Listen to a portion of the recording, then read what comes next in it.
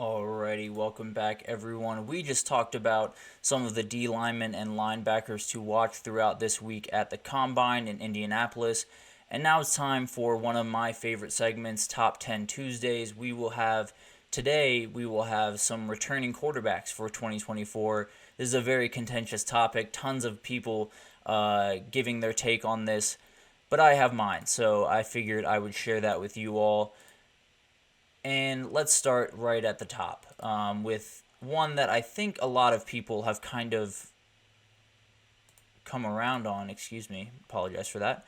Um, is Carson Beck, the quarterback over at Georgia.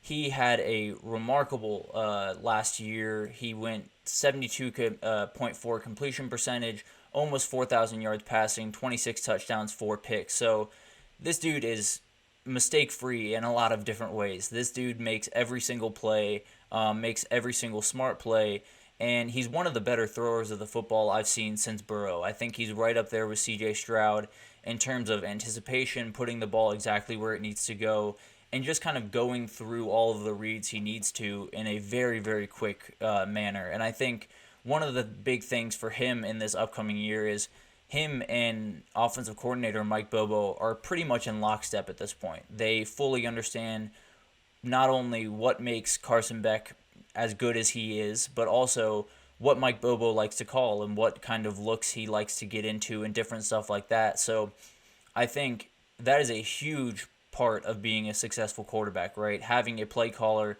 that you're in lockstep with, that you understand to no end. And him and Mike Bobo are the epitome of that. And another one that is in lockstep with their play caller is Quinn Ewers. Third year in the Steve Sarkisian offense, had about 3,500 passing yards, 22 touchdowns, and 6 picks a year ago. 5 rushing touchdowns to add along to that. And I think Quinn Ewers is obviously a very talented thrower of the football. He's had different injury troubles throughout his first 2 years at Texas that have made some fans a little bit nervous going into this year. But at the end of the day, he has only gotten more comfortable slowly throughout his time at Texas. And I think year 3, he'll have even more ability to go through his reads quickly, to know exactly what's coming, and get the ball out of his hands. Because at the end of the day, when you look at that Texas offense, they have tons of toys to play with, tons of guys that can make incredible plays, and Steve Sarkisian likes it that way. And I think Quinn Ewers will really like it that way because whenever you can throw a screen out into the flat and it goes 75 yards for a touchdown, it's never a bad thing for the quarterback. And I think that could happen a couple of different times this year with the group that Sark has brought in from the transfer portal, whether it's wide receivers or the tight end in Amari Niblack. Tons of guys that he can play around with and have different stuff going towards. So very interested to see what Quinn Ewers can do in his third year. And then we get to Dillon Gabriel, maybe one of the biggest transfers in this entire game. Dillon Gabriel going from Oklahoma to Oregon, taking over for Bo Nix, and that's got to be a blessing for Will Stein because there was a little bit of a worry of what the quarterback position was going to look like. Now they have one of the best quarterback rooms in the country with Dante Moore backing up Dillon Gabriel. Both guys were starters at different times for Power 5 teams last year, so never a bad thing to have two of those guys in your room. I think Will Stein has got to be smiling ear to ear every time he shows up to work.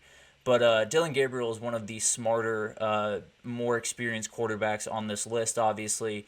Played, I think, 3 years at UCF before coming over to Oklahoma to join his old offensive coordinator in Jeff Lebby. And I think he is someone that at least brings stability to a place where they absolutely need it. Oregon is right in the crosshairs of a lot of teams in the Big Ten and right in the mix for a national championship possibly. I had them, I think, fourth in my top 10 a week ago, and Dillon Gabriel has a ton to do with that because a lot like Texas and Quinn Ewers, he's just got to get the ball to these guys and they'll make tons of plays. I mean, Tez Johnson, Evan Stewart, both those guys are going to be huge, have huge effects on what they can do this year. And I think having someone like Dillon Gabriel that gets the ball out of his hands fast and puts it on target is a huge help to that, obviously. And now we'll get into Shedeur Sanders, someone that everyone has an opinion on. Much like his father, they either love him or they hate him, and I tend to love him. I got to be honest. I think he is someone that is as athletic of any quarterback on this list. I think can do a number of different things, extending plays. I mean, we saw it. He absolutely had to extend plays sometimes last year because of the offensive line play. And I think that's the question mark here, right? I have very few questions about Shedeur Sanders' ability. I have very few questions about the cast of characters he has around him because it's going to be talented at the wide receiver and running back position. I have very few questions about his ability to execute the offense. Now, he did lose his offensive coordinator in Sean Lewis, so definitely something to keep an eye on there, but I don't have really many doubts surrounding Shedeur Sanders, if I'm being totally honest. I do have doubts surrounding his offensive line. They did bring in a ton of transfers and younger guys like Jordan Seaton to start essentially right away, but that's got to come together, and it's got to come together relatively quickly because playing in the Big 12 with so many teams that are right around each other in terms of what they're capable of doing, it could be a problem if you can't protect him and at least give him time to go through his reads because it could be a long day. And Shedeur Sanders is capable of making some mistakes if you force them into him. So he's definitely someone that I think it all falls on the shoulder of those five guys up front, depending on what Shedeur Sanders is capable of doing in 2024. But we'll move right on here. We got Jackson Dart at the number 5 position. I was kind of debating between him and Milroe 5 and 6, but I like Jackson Dart at 5. I think like Quinn Ewers' third year in the offense, getting even more comfortable in that Lane Kiffin offense, and they're not easy offenses to run. Lane Kiffin and Steve Sarkisian do not necessarily make it easy on their quarterbacks. They put a lot on their shoulders to understand the game, to understand different reads and things of that nature. So Jackson Dart has slowly been getting better throughout his time there. And I think year 3 might be the time he absolutely explodes. Obviously, Trey Harris on the outside, Caden Priestcorn at tight end.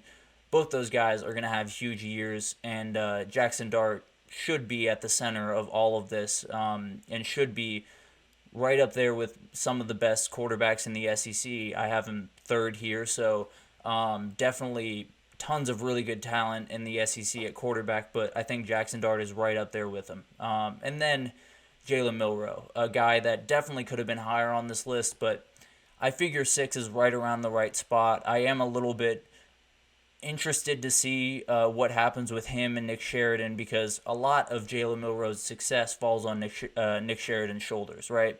A year ago, there was some worry early in the year about his ability, and I don't know if it was so much his ability as the play calling that was happening around him, and I think it took a while for Tommy Rees to get up to speed and to figure out what's the best way to put Jalen Milroe into winning situations.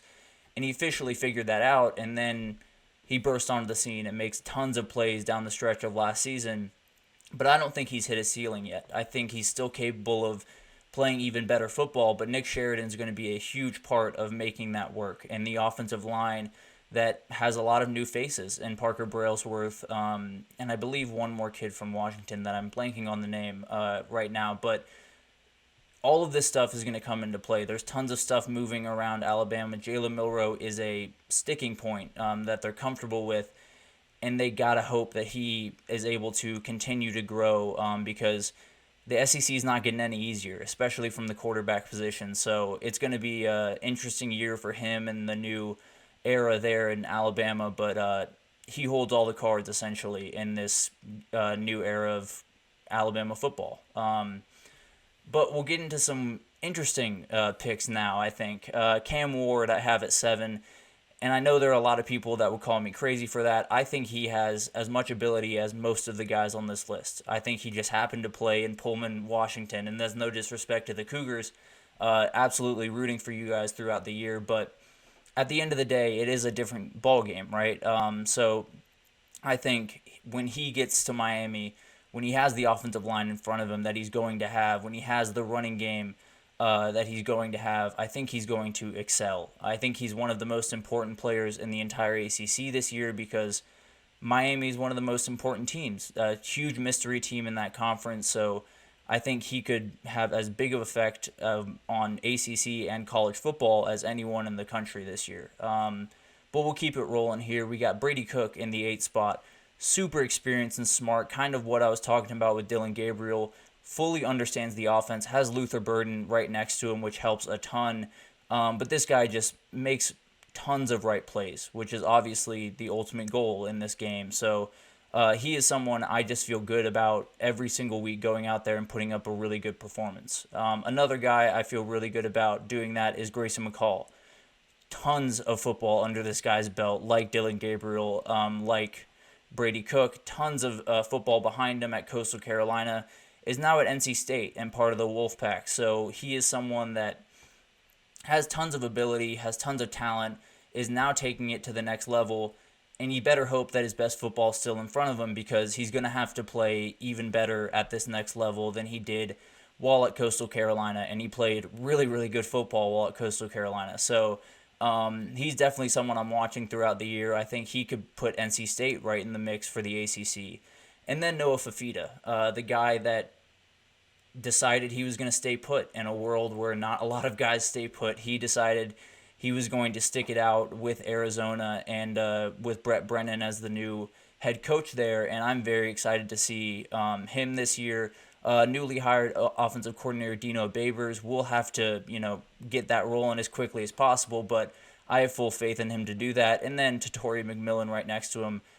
That is one of the best duos in the entire country when it comes down to quarterbacks and wide receivers. So very excited to see what he can do this year. I think he's going to be awesome. But yeah, that rounds out my top 10. Definitely some interesting picks in here. Let me know what you think about those. But that will do it for today's show. Thank you so much for tuning into the GSMC College Football Podcast, presented by the GSMC Sports Network. Your support means a ton to us, so please remember to subscribe to the channel, leave a positive review. It does make a difference for us here at the channel. Also, follow us on Facebook, Twitter or X, TikTok, Instagram, for all of the updates throughout every single sport. We have tons of great people around the network doing tons of great work across the NBA, all sports, NFL, everywhere that you can think of. So if you need any updates on the sporting world, come right over to our page and we'll have someone that will update you, no problem. But thank you so much for listening and have a wonderful day.